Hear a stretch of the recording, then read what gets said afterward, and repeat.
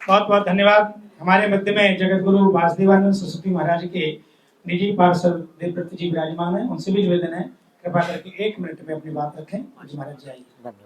श्री देवव्रत जी महाराज आइए। ताली बजाते हो तो जोर से बजाया करो।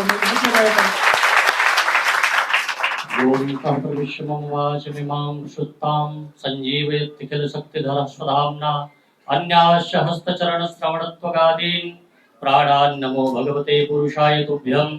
श्री राम जय राम जय जय राम, जय राम जय जय राम, श्री राम जय राम जय जय राम, श्री राम जय राम जय जय राम।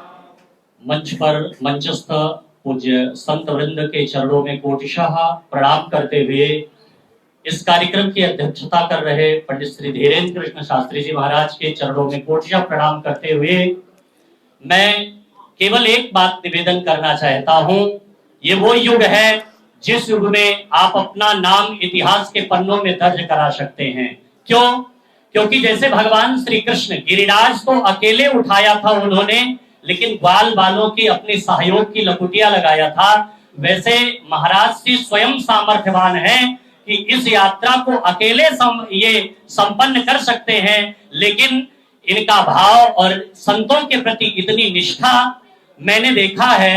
ये पूज्य संतों का आशीर्वाद लेकर के इतनी बड़ी यात्रा प्रारंभ किए हैं। मैं उस धरती से आया हूं जहां धर्म सम्राट स्वामी श्री करपात्री जी महाराज का जन्म हुआ है। जिस समय हमारे सनातन पर इतना बड़ा कुठाराघात हो रहा था, उस समय धर्म सम्राट स्वामी श्री करपात्री जी महाराज ने यज्ञों के माध्यम से और पैदल चल चल करके लोगों के अंदर सनातन की प्रेरणा दी थी।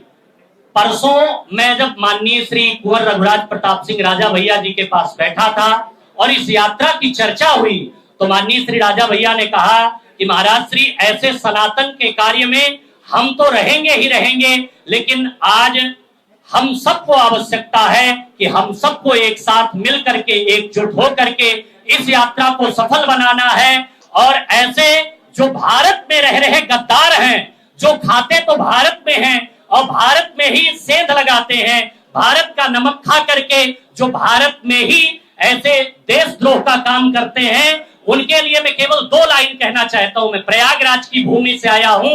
वहां पर आपने देखा था एक समय वो आतंक था, लोगों के इज्जत बचाने की आफत पड़ी थी, लाले पड़े थे, लेकिन एक समय वो आया कि जब ऐसे गीदड़ अब बिल में घुस गए हैं। मैं ऐसे लोगों को कहना चाहता हूं कि अब हम सबके लिए भगवान स्वयं ऐसे प्रेरणा दे करके, जो गीता में भगवान ने कहा है निमित्त मात्रम भव सव्यसाचिन, हे सव्यसाचिन, हे अर्जुन, अगर कोई सत्कार्य करना होता है तो मैं ऐसे किसी धर्मात्मा को निमित्त बनाता हूं। तो हम सबके अग्रज, हम सबके प्रेरणा स्रोत, नौजवानों के हृदय में बैठ करके राज करने वाले मेरे अग्रज बड़े भैया श्री धीरेन्द्र कृष्ण शास्त्री जी को मैं एक बात बताना चाहता हूं कि वो युग अब आ गया है कि उनसे कहना चाहिए कि मिमियाना अब बंद करो और भाषा बोलो फौलादों की, जीभ काट लो उग्रवाद की, नाजायज औलादों की, और हो जाती भूल अगर कभी तो भूल सुधारी जाती है, लेकिन कुत्ते जब पागल होते हैं तब गोली मारी जाती है। कुत्ते जब पागल होते हैं तो गोली मारी जाती है। मैं ही नहीं, मेरे साथ माननीय श्री कुंवर रघुराज प्रताप सिंह राजा भैया जी और पूरा प्रतापगढ़ आपके साथ है। और मैं ऐसे कुशल संचालक, जिसके संचालक भैया अभी नवल हो और नवल के साथ साथ किशोर भी हो, तो भैया उस सभा का आगे युवानी में क्या होगा आप इसकी कल्पना नहीं कर सकते। मैं ऐसे कुशल संचालक को धन्यवाद देते हुए, जगत गुरु जी महाराज को साधुवाद धन्यवाद देते हुए बहुत बहुत मंगल कामना और अपना तन मन धन आपके श्री चरणों में और बागेश्वर धाम के श्री चरणों में समर्पित करता हूँ। जय सिया राम, जय जय सिया राम। बहुत सुंदर।